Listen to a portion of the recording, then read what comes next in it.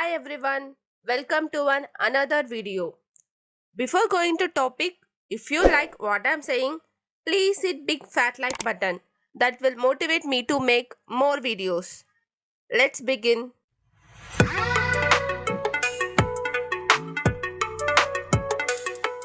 Today we are going to discuss about an incurable disease, which is also an opportunistic infection. Can you able to guess? Yes, today our topic is HIV infection. We'll see difference between HIV and AIDS. First, we will start with HIV. HIV stands for Human Immunodeficiency Virus. This is a virus that attacks the body's immune system. There is currently no effective cure. Once people get HIV, they have it for life. But with proper medical care, HIV can be controlled. People with HIV who get effective HIV treatment can live long, healthy lives and protect their partners. First identified in 1981. HIV is the cause of one of humanity's deadliest and most persistent epidemics. Now we will see AIDS. If HIV is not treated, it can lead to AIDS, that is, acquired immunodeficiency syndrome. AIDS is the late stage of HIV infection that occurs when the body's immune system is badly damaged because of the virus. Most people with HIV do not develop AIDS because taking HIV medicines every day as prescribed stops the progression of the disease. Without HIV medicine, people with AIDS typically survive about 3 years. History of HIV. HIV infection in humans came from a type of chimpanzee in Central Africa. The chimpanzee version of the virus called simian immunodeficiency virus or SIV was probably passed to humans when humans hunted these chimpanzees for meat and came in contact with their infected blood. Study shows that HIV may have jumped from chimpanzees to humans as far back as the late 1800s. Over decades, HIV slowly spread across Africa and later into the other parts of the world. Causes. HIV is carried in semen, vaginal fluids, anal mucus, blood, and breast milk. HIV can spread in different ways through unprotected sex with a person with HIV. This is the most common way that it spreads by sharing drug needles through contact with the blood of a person with HIV. From HIV infected mother to baby during pregnancy, childbirth, or breastfeeding. From infected blood transfusion. But now, giving or getting blood in medical centers is totally safe. Doctors, hospitals, and blood donation centers don't use needles more than once. And donated blood is tested for HIV and other infections. HIV is not spread through saliva.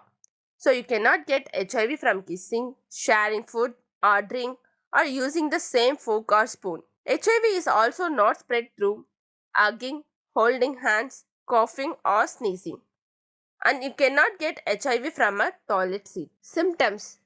The first signs of HIV infection may be flu-like symptoms, fever, chills, rash, night sweats, muscle ache, sore throat, fatigue, swollen lymph nodes, mouth ulcers. These symptoms may come and go within 2 to 4 weeks. Some people may not feel sick during the earlier stage of HIV infection. So, the only way to know for sure whether you have HIV is to get tested. Stages of HIV infection. When people with HIV don't get treatment, they typically progress through 3 stages. But HIV medicine can slow or prevent progression of the disease. With the advancement in treatment, progression to stage 3 is less common today than in earlier days of HIV. Stage 1. Acute HIV infection. People have a large amount of HIV in their blood. They are very contagious. Some people have flu-like symptoms. This is the body's natural response to infection. But some people may not feel sick right away or at all. If you have flu-like symptoms and think you may have been exposed to HIV, seek medical care and ask for a test to diagnose acute HIV infection. Only antigen or antibody test or nucleic acid test can diagnose acute infection. Stage 2. Chronic HIV infection. If the infection is not treated, it becomes chronic HIV infection. This stage is also called asymptomatic HIV infection or clinical latency. HIV is still active but reproduces at very low levels. People may not have any symptoms or get sick during this phase. Without taking HIV medicine, this period may last a decade or longer, but some may progress faster. People can transmit HIV in this phase. At the end of this phase, the amount of HIV in the blood, called viral load, goes up and the CD4 cell count goes down. The person may have symptoms as the virus level increase in the body and the person moves into stage 3. People who take HIV medicine as prescribed may never move into stage 3. Stage 3, acquired immunodeficiency syndrome, that is AIDS, the most severe phase of HIV infection. People with AIDS have such badly damaged immune systems that they get an increasing number of severe illness called opportunistic infection. People receive an AIDS diagnosis when their CD4 cell count drops below 200 cells per millimeter, or if they develop certain opportunistic infections. People with AIDS can have a high viral load and be very infectious. Without treatment, people with AIDS typically survive about 3 years. Diagnostic tool. Nucleic acid test is very expensive and is not routinely used for HIV screening unless the person recently had a high risk exposure or a possible exposure with early symptoms of HIV infection. A NAT, that is nucleic acid test, can usually detect HIV infection 10 to 33 days after an exposure. ELISA, that is enzyme linked immunosorbent assay, is used to detect HIV infection. Western blot.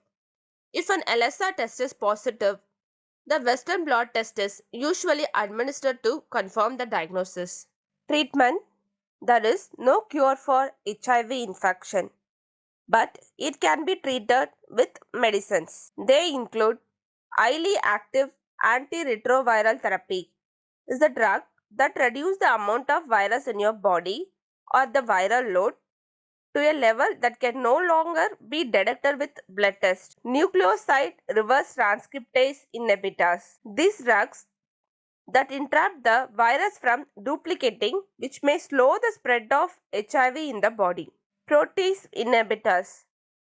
Drugs that interrupt virus replication at a later step in the virus life cycle. Fusion inhibitors that act against HIV by preventing the virus from fusing with the inside of a cell, preventing it from replicating. Non-nucleoside reverse transcriptase inhibitors block the infection of new cells by HIV. Prevention.